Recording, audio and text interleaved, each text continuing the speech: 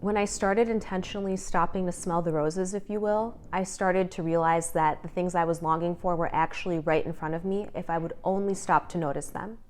When I started questioning why I was visiting the same sites over and over again, I started to realize that maybe I was avoiding the higher pleasures that I really wanted in life. When I started adding friction to my life, and particularly with how I spend money, it helped me realize what I actually want to buy versus what is a passing fad coming across my screen. Hey there, I'm Adora Namika Day, and I spent more than a decade working in daily news where consumption is the norm.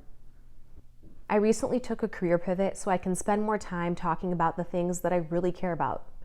Things like deprogramming from consumerism, understanding what true beauty is, and really thinking about and discovering for myself what it means to live a meaningful life.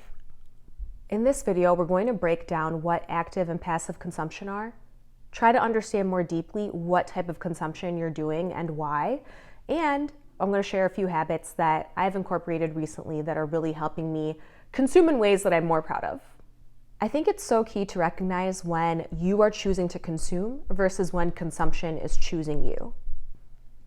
When I pull out my phone and I go on YouTube and I click my subscriptions, that is an example of me choosing my consumption. I have signed up to see these people's updates because I care about the way they think and I want to learn what they're talking about. Hopefully you'll subscribe here soon too. When consumption is choosing me, I might find myself down a rabbit hole. I'm not sure what time it is. I'm not sure how long I've been on X social media platform. And all of a sudden I wake up and think, how did I get here? I notice that when I pull out my phone and I look up random things, they're not even like different things. I'm looking up the same thing over and over again, which is interesting. So for example, I love these Lululemon dance studio pants. I think they're super chic. And I take a ballet class right now, and there's someone in the class who has very cute ballerina style. And she's like always wearing these pants. So I'll look up the pants and I'll dream about myself wearing them and I'll dream about the different colors I could buy these pants in. I don't need these pants, so that's why I haven't purchased them right now. Maybe I'll buy them one day, but they're not something I need at this particular moment, so I haven't purchased them. But every website you go on, every app you go on, they are really interested in keeping your time and attention on that platform, and they'll do really whatever it takes to keep you there. We're really being trained to never stop. I mean, I think it's fine to look up these dance pants once or twice, but I should lay the issue to rest since I've decided I'm not purchasing them. Why am I looking them up again and again? Also, the pants are being introduced to me outside of my choice. I'll be reading, let's say, the New York Times, and an ad will come up for the pants because the search history knows that I really want them. The current economy is an attention economy, right? So tech companies know and value your attention because it's the number one thing, and they do whatever they need to do to keep that attention. I think you'll find that if you don't set limits on what you consume, then you will fall victim to whomever wants you to consume them. And you might not even know how long you're doing it, what you're consuming. Maybe it's a message you don't agree with or don't think is healthy for you, but you're sitting there and just taking it in at face value without applying any critical thinking skills back, and that's where the problem is. I think of consumption in two ways. One is passive and one is chosen. Passive consumption is the type we were just talking about. You're on your phone and you just start going down algorithm-fueled rabbit holes. You don't even know what you're watching. You don't even know what you're reading. You're just kind of being served up whatever by the algorithm and you're taking it. But then I think consumption you choose is quite different. Maybe if you, again, choose to watch a video because it sounded interesting to you, that's a form of chosen consumption.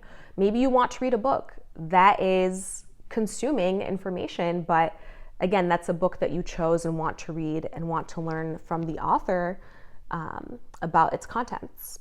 So when we're having this conversation, I don't think the goal is to stop consuming, because I do think there are good forms of consumption, like where would I be without books? My friend, much less smarter than I am today.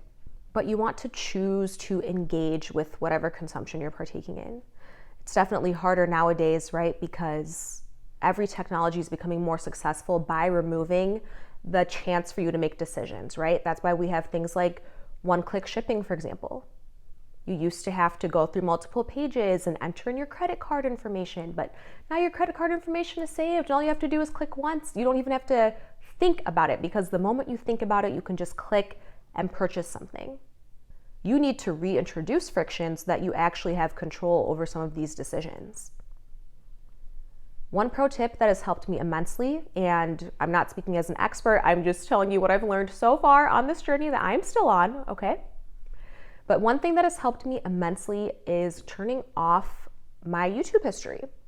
So when I log onto YouTube, I see my subscriptions, and then when I'm watching videos, I see related suggestions to those videos, but I don't just have like a random page of suggestions directly from YouTube.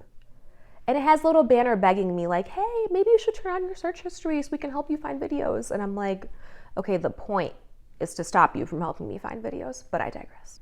So we've discussed why it's important to understand what type of consumption you're doing. We've discussed the different types of consumption, and now I want to just leave you with some practical takeaways on how to either consume less or change the way that you're consuming to really bring back more attention and mindfulness so that you are able to choose what you actually want to do.